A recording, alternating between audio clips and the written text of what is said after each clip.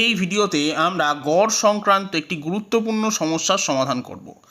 এখানে বলা হয়েছে বর্তমানে পিতা ও তার দুই পুত্রের গড় বয়স 27 বছর। 5 বছর আগে দুই পুত্রের গড় বয়স ছিল 12 বছর। যদি দুই পুত্রের বয়সের পার্থক্য 4 বছর হয় তবে বর্তমানে পিতার বয়স কত তা জানতে চাওয়া হয়েছে। এখন বর্তমানে পিতা এবং তার দুই পুত্রের গড় বয়স যেহেতু 27 বছর, তাই তিনজনের মোট বয়স হবে 27 গুণ 3, তার মানে 81 বছর। এরপর বলা আছে যে 5 বছর আগে দুই পুত্রের গড় বয়স ছিল 12। তাহলে 5 বছর আগে দুই পুত্রের মোট বয়স হবে 12 গুণ 2, তার মানে 24 বছর।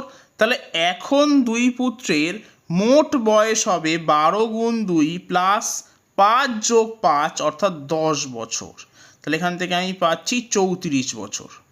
তাহলে আমি পেলাম যে বর্তমানে পিতা এবং দুই পুত্রের মোট বয়স 81 এবং বর্তমানে দুই পুত্রের মোট বয়স 34।